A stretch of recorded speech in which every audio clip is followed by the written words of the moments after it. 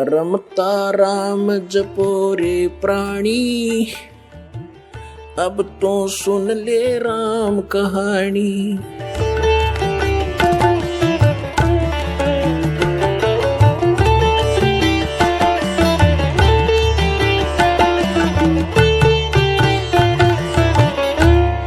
अब देखिएगा 15वें अध्याय का 16 और 17 में 3 पुरुष हैं, 3 भगवान हैं, 3 ब्रह्म हैं।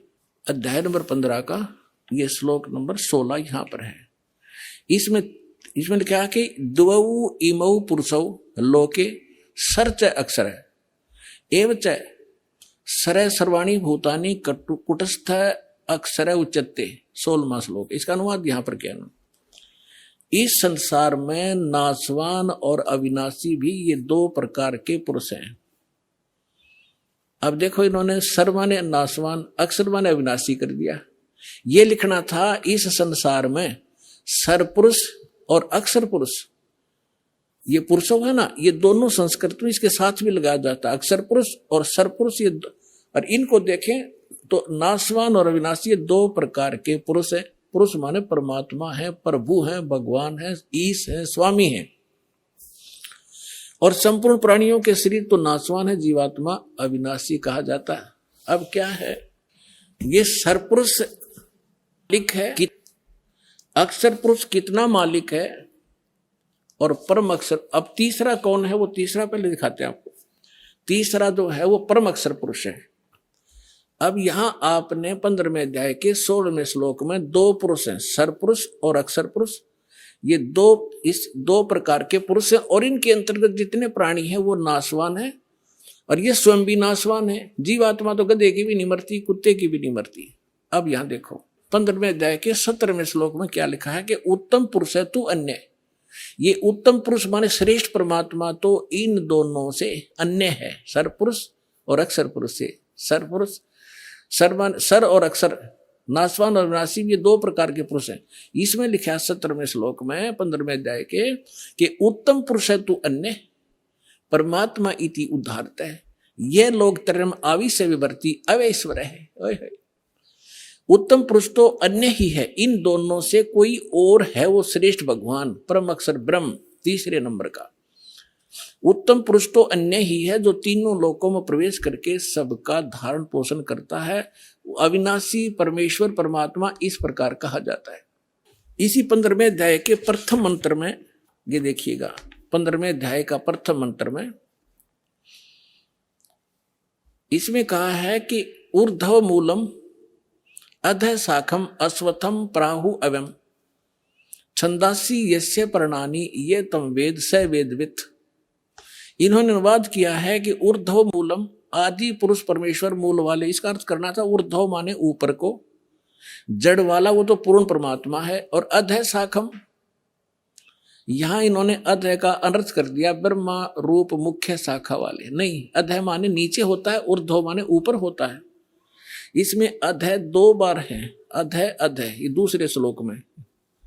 अब यहां इन्होंने, और ऊर्ध्व भी है, यहां देखो इन्हीं का अनुवाद देखते हैं। अधः माने नीचे है, अधः माने नीचे, अधः माने नीचे, और ऊर्ध्व माने ऊपर, ऊर्ध्व माने ऊपर।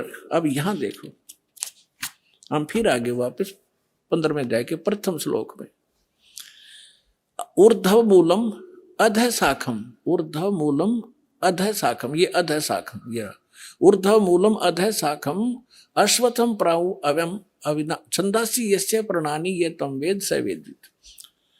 अब इन्होंने ये गलत किया है, यह लिखना था ऊपर को जो जड़ वाला, ऊपर को जड़ वाला वो तो परमेश्वर है, पूर्ण परमात्मा है, ये ठीक है। अधः शाखम गलत कर दिया, नीचे को शाखा वाला। और संसार रूपी पीपल के वृक्ष को अविनाशी कहते हैं, वेद जिसके पत्ते कहे गए हैं। और उस संसार वृक्ष को जो व्यक्ति, जो संत मूल सहित तत्व से जानता है वह है सवेदवित, वह वेद के तात्पर्य को जानने वाला है। वो तत्वदर्शी संत है जो इस संसार रूपी वृक्ष के सभी विभागों को बता देगा। ये देखिएगा, संसार रूपी वृक्ष दिखाता हूं आपको पहले। ये है ऊर्ध्व मूलम अधः शाखम, अधः शाखम, ऊर्ध्व मूलम अधः शाखम, अश्वत्थम प्राहु अव्यम, छंदासी यस्य प्रणानी, ये तम वेद स वेदवित। अब देखिएगा, ये है वृक्ष जो जमीन से बाहर दिखाई देता है। परमेश्वर ने, कबीर परमेश्वर जी ने 600 वर्ष पहले अपना ज्ञान बताया था एक, और वो लीला ऐसी ही करते हैं, अपने मुख कमल से यथार्थ ज्ञान बोलते हैं और उस ज्ञान को फिर लिपिबद्ध कर लिया जाता है। वो सच्चिदानंद घन ब्रह्म की वाणी कहलाती है। उसमें उन परमात्मा ने कहा था, अक्षर पुरुष एक पेड़ है और सरपुरुष वाकी डार, निरंजन कहो सरपुरुष कहो, और तीनों देवा शाखा है बाई पात रूप संसार।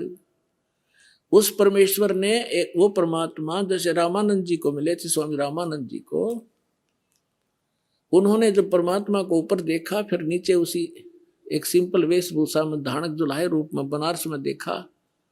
जब कहा था, दोहु ठोड़ है एक तू भया एक से दो, और गरीबदास हम कारणे तुम आए हो मगदो। तुम साहेब तुम संत हो, तुम सतगुरु तुम हंस, और गरीबदास तेरे रूप बिना। रामानंद जी कह रहे, और न तू जान, तुम ही साहेब हो, तुम परमात्मा हो, सतगुरु सच्चा ज्ञान देने वाले आप ही हो। तुम साहेब तुम संत हो, तुम सतगुरु तुम हंस। और गरीबदास जी, जैसे तुलसीदास जी ने रामायण को लिखा था, चित्रार्थ किया था, उस प्रकार गरीबदास जी को परमात्मा ने दिव्य दृष्टि दी थी। वो सारी सच्चाई गरीबदास साहिब जी ने अपनी वाणी में लिखा है, इसलिए गरीबदास जी का नाम आता है। लेकिन वार्ता चल रही है रामानंद जी और परमात्मा की। तुम साहेब तुम संत हो, तुम सतगुरु तुम हंस, गरीबदास तेरे रूप बिना और न दूजा हंस। बोलत रामानंद जी सुनो कबीर करतार, कहे कबीर गरीबदास सब रूप के तुम ही सृजनहार। तो यहां बताया जाता है कि तुम सतगुरु भी आप ही हो, सच्चा ज्ञान आपके बिना इस पृथ्वी पर कोई जानता ही नहीं। तो परमात्मा आए थे एक, हम उसको कवि कह करके फाइनल कर दिया, उनकी क्लोज कर दी फाइल को। अब फिर खोल लेंगे जब देखियो लाल की पहचान होने के बाद आपको पता लगेगा लाल कौन है। तो उस परमेश्वर ने 600 वर्ष पहले सच्चिदानंद घन ब्रह्म की वाणी में, अपनी कबीर वाणी में क्या लिखा था, अक्षर पुरुष एक पेड़ है, सरपुरुष वाकी डारे, तीनों देवा शाखा है ये पात रूप संसारे। और वे गीता क्या कहती है 15वें अध्याय का प्रथम मंत्र, कि जो संत इस उल्टे लटके संसार रूपी विभाग वृक्ष के सभी विभाग पत्तों सहित जड़ से लेकर पत्तों तक बता देगा, वो तत्वदर्शी संत है। पहचान बताइए तत्वदर्शी संत की। अब देखिएगा, ये है पूर्ण परमात्मा, ये परम अक्षर ब्रह्म है, ये ऐसे देंगे। ये है जड़ जो मूल है, ऊर्ध्व मूलम, ये परम अक्षर ब्रह्म है, पूर्ण ब्रह्म परमेश्वर। और ये तना अक्षर पुरुष, ये जो बाहर दिखाई देता है ये तो अक्षर पुरुष है तना, और इससे एक मोटी डार निकली है, वो सरपुरुष समझो, सरपुरुष। और ये तीन रजगुण ब्रह्मा सतगुण विष्णु तम गुण शिवजी रूपी ये तीन शाखाएं, और ये पात रूप संसार है। ये पात रूप हम हैं आगे, और मूल कौन है, ये स्वयं है परमात्मा, ये स्वयं है परमात्मा। ये देखिएगा, ये कौन है, ये कबीर साहिब है, पूर्ण ब्रह्म कबीर साहिब परम अक्षर ब्रह्म। ये सारे संसार के आधार हैं, ये सब के धारण पोषण करने वाले हैं। जैसे वृक्ष की, जैसे संसार रूपी वृक्ष की जो परिवृष होती है वो जड़ से होती है। अब दास आपको जहां लाना चाहता है वहां लाएगा। गीता अध्याय नंबर 15 के श्लोक नंबर 1 आपने पढ़ लिया। इसमें स्पष्ट कर दिया कि तत्वदर्शी संत कैसा होगा। ये देखिए, ये है 15वें अध्याय का प्रथम श्लोक। इसमें बताया है कि ऊर्ध्व मूलम अधः शाखम अश्वत्थम प्राहु अवम छंदासी यस्य प्रणानी ये तम वेद सवेदवित। ऊपर को जड़ और नीचे को तीनों गुण रूपी शाखा वाला, ये इसको सारा कंप्लीट मिलाकर हम पढ़ेंगे ना। ऊर्ध्व मूलम अधः शाखम, नीचे को शाखा वाला पढ़ो इसको। और अश्वत्थम यानी संसार रूपी पीपल के वृक्ष को अविनाशी कहते हैं। वेद, ये वेद नहीं है, जैसे छंद का अर्थ होता है विभाग, किसी एक शब्द का एक ही अर्थ नहीं होता, कि जो इन सभी छंदों को, सभी विभागों को तत्व से जानता है। सरपुरुष कौन पोर्शन है इस संसार रूपी वृक्ष का, मूल कौन है और डार कौन है, शाखा कौन है, जो इन सभी को जानता है, वह सवेदवित, वो तत्वदर्शी संत है। तो परमेश्वर ने 600 वर्ष पहले बताया, इस दास ने परमात्मा से प्राप्त इस ज्ञान को आपके रूबरू कराया। अक्षर पुरुष एक पेड़ है, सरपुरुष वा की डार, और तीनों देवा शाखा है ये पात्र रूप संसार। तो यहां इस श्रीमद् भगवत गीता भी यही बताती है कि तीनों गुण रूपी, यहां देखिए आगे 15वें अध्याय का ये दूसरा मंत्र आप देखिएगा, उस संसार वृक्ष की तीनों गुण रूप, आय हाय पुण्यात्मा ये सदग्रंथ है। यदि इन BA MA की पुस्तकों को एक बच्चा पढ़ समझ सके, टीचर की क्या आवश्यकता थी, इतने बड़े कॉलेज बनाने की क्या आवश्यकता थी। इन किसी भी अपने